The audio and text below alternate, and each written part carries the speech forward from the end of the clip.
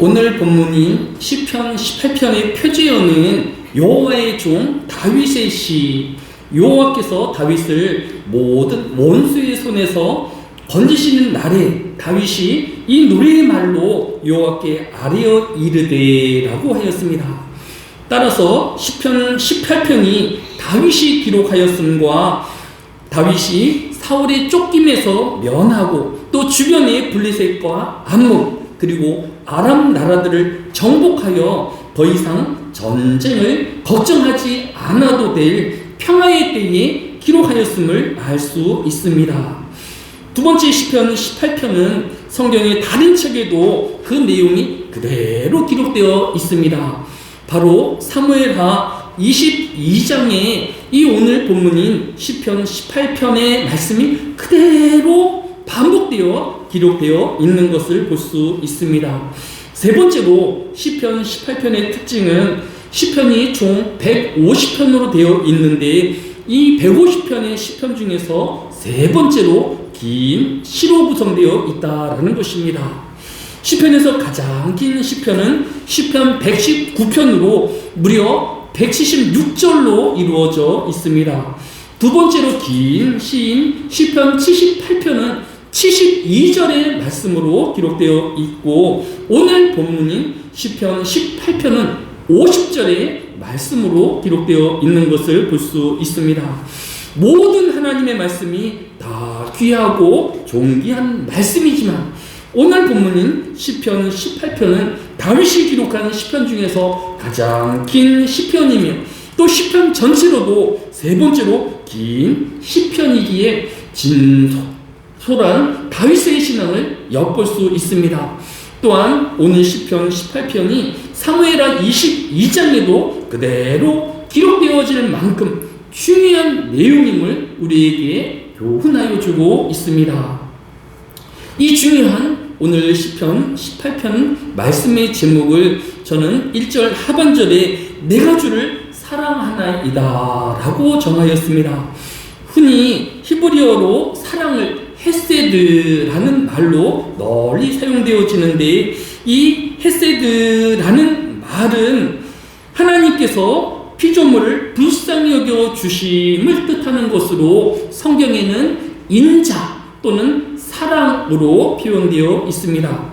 그런데 오늘 18편 1절에 기록되어진 사랑하나이다 라는 히브리의 원은 라함으로 쓰여진 것을 볼 수 있습니다. 이 라함이라는 단어는 구약 성경에서 47번 사용되었는데 전체가 다 창조주 하나님께서 피조물을 사랑하심으로만 사용되었습니다. 그런데 딱 한 번 피조물이 하나님을 사랑한 것으로 사용되어진 구절이 바로 오늘 시편 18편 1절에 사랑하나이다 라는 단어의 원어인 것입니다. 다윗은 어떻게 하나님만 사랑하는 이 사랑을 뜻하는 라함이라는 단어를 사용할 수 있었을까요? 또 피조물인 사람의 사랑과 하나님의 사랑은 어떤 차이가 있는 것일까요?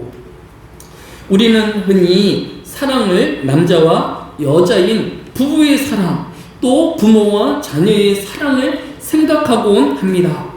그러나 아무리 사랑하는 사이다 할지라도 심지어 부부지간에도 가끔은 다투기도 하고 서운해하기도 합니다.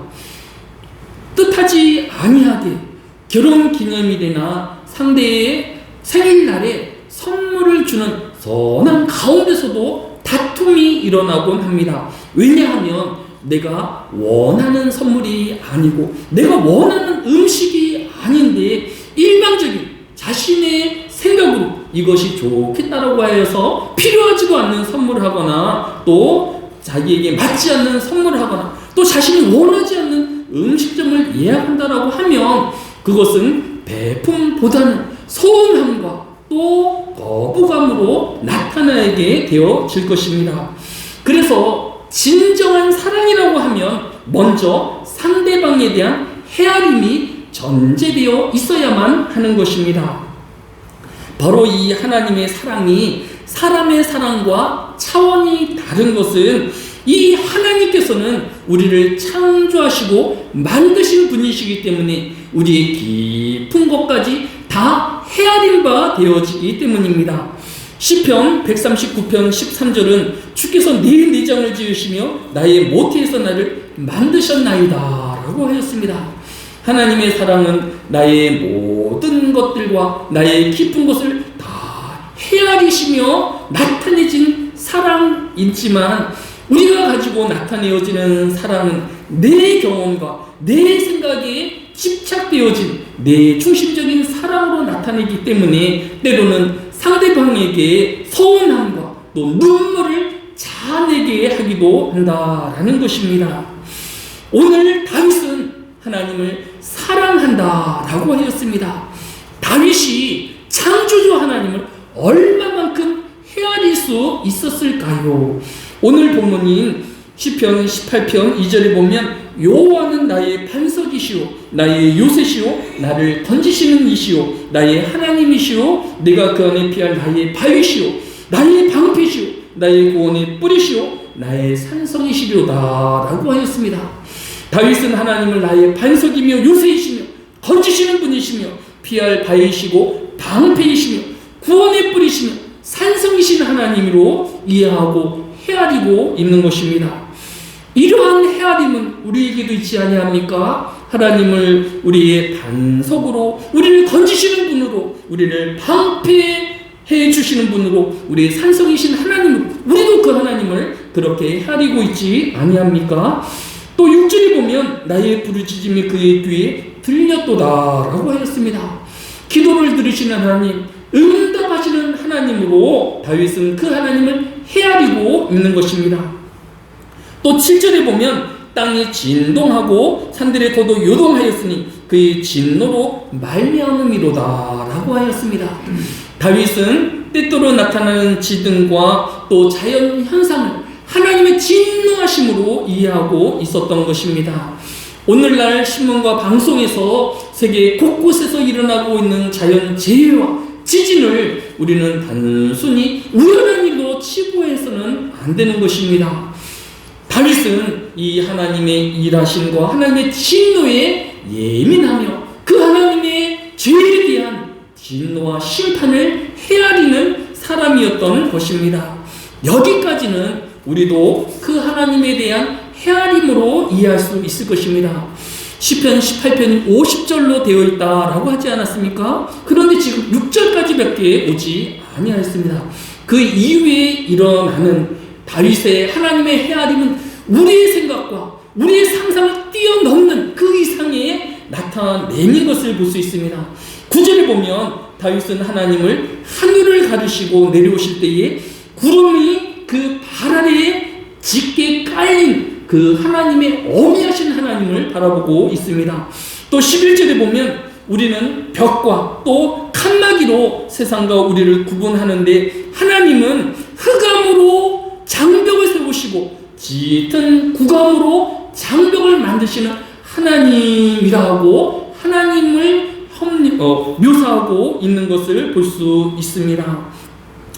오늘 우리는 다윗이 우리가 생각하지 못하였던 하나님의 헤아림, 하나님에 대한 알미 있었던 것처럼 2025년 우리가 사랑해야 될 사람에 대한 먼저 깊은 헤아림이 있어야 할 것입니다.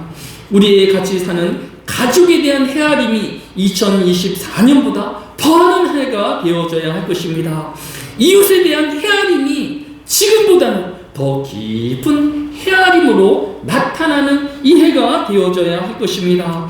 또 나라의 위정자들은 국민의 마음을 더 깊이 헤아리는 이 해가 되어져야 할 것입니다.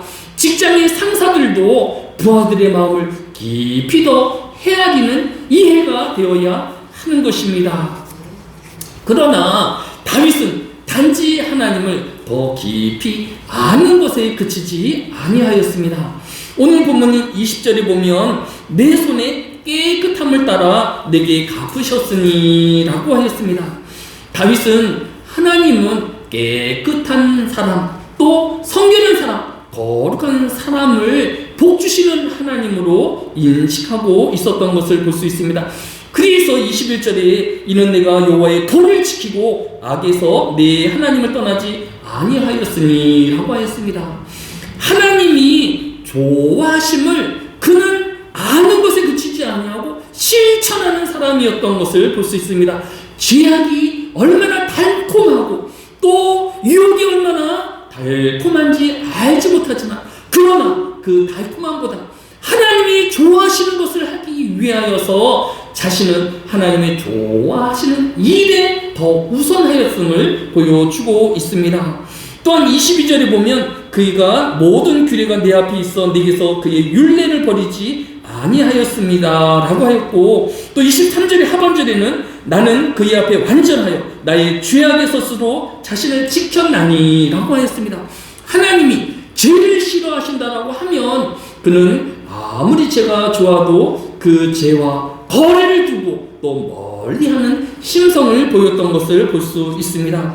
이처럼 사랑은 헤아림을 넘어서서 좋아하는 것을 함께 좋아하는 것입니다. 또 상대가 싫어하는 것을 하지 말고 멀리하는 것이 진정한 사랑을 우리에게 보여주고 있는 것을 볼 수 있습니다. 비록 다윗도 밧세바를 취하고 인구조사를 하는 허물과 범죄함이 있기는 하였습니다. 하지만 그는 즉시 깨닫고 깊이 반성하며 회개함이 그에게 있었던 것을 볼 수 있습니다. 그 결과로 오늘 시편 18편 24절에 여호와께서 내 일을 따라 갚으시되 그의 목전에서 내 손에 깨끗한 만큼 내게 갚으셨도다 라고 기록하고 있는 것을 볼 수 있습니다. 다윗은 하나님을 헤아리는 자일 뿐만 아니라 하나님이 좋아하시는 일을 적극적으로 찾아서 행하는 사람이었으며 하나님이 싫어하는 일은 그가 어떤 경우에도 금하고 자신을 절제하는 믿음의 사람이었던 것을 볼 수 있습니다. 오늘 본문이 나의 힘이신 여호와여 나를 사랑하나이다 라는 고백이 우리의 고백이 되어지기 위해서는 우리는 사람의 겉만을 바라보는 것이 아니라 깊음까지도 헤아리는 사람을 소유해야 할 것입니다. 하나님의 깊음을 다윗만큼 헤아리는 저와 여러분이 되어야 할 것입니다. 헤아림은 서로를 지치게 하고 힘들게 하고 외롭게 하고 먹먹하게 하는 것이 아니라 그를 더 이해하며 그가 좋아하는 일을 함께 좋아하고 싫어하는 일을 하지 않는 것임을 볼 수 있습니다. 말세는 점점 죄악이 관영해져가는 세대라고 사람들은 많이 이야기합니다. 과연 미래는 과거의 때보다 더 죄가 많아진 시대일까요? 물론 죄악이 점점 많아질 것입니다.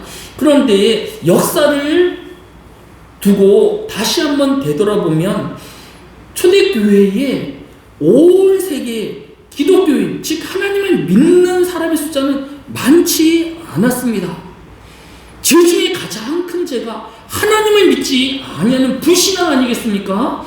그거에 비하면 지금은 하나님을 믿는 많은 기독교인들이 있고 많은 종교들 가운데 기독교가 많은 퍼센트를 차지하고 있는 것을 볼 수 있습니다.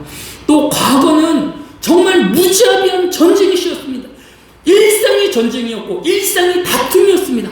지금도 세계 곳곳에서 전쟁이 일어나고 있지만 고대에 해가 뜨면 싸워야 하는 그러한 시대, 또 로마 제국이 날마다 이방 민족들과 싸우는 그 전쟁의 때와는 비교되어지지 않을 만큼 평안한 상태이지 아니합니까?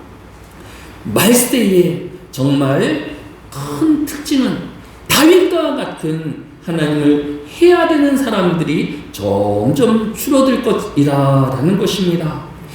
아브라함은 이 소돔의 멸망되어짐을 위하여서 50여 명의 의인만 있으면 하나님 이 성을 의인과 멸망시키시려나이까. 그리하여서 그는 45인의 의인을, 40명의 의인을, 30명의 의인을, 20명의 의인을, 끝에는 10명의 의인만을 구하였지만 끝내는 그 10명의 의인이 없어서 소돔과 고모라가 멸망당한 것 아니겠습니까?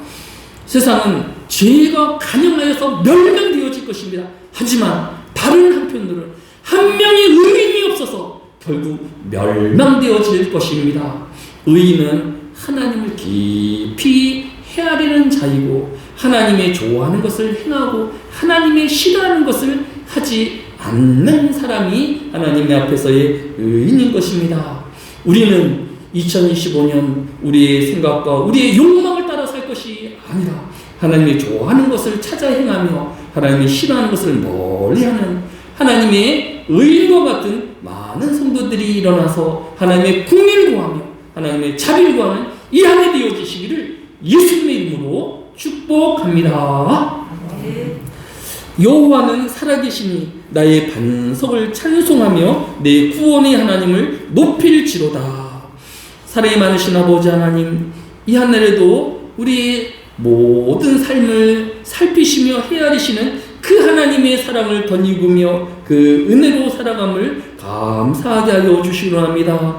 그 하나님의 헤아림으로 우리의 가족들을, 우리 이웃들을 헤아리며 널리 배려하며 용서하는 저희가 되어지게 하여 주시기로 합니다. 이기적인 믿음이 아니라 또 나만을 위한 믿음이 아니라 헤아리는 사랑이 넓어지게 하여 주시기로 합니다. 무엇보다도 하나님을 헤아리는 주의 백성들이 벌떼와 같이 일어나게 하여 주시고 2023년 외롭고 쓸쓸함이 아닌 더 뜨거운 사랑으로 가득한 가정이 되어지며 교회가 되어지며 세상이 되어지게 하여 주옵소서. 감사를 드려오며 예수님의 이름으로 기도드렸사옵나이다.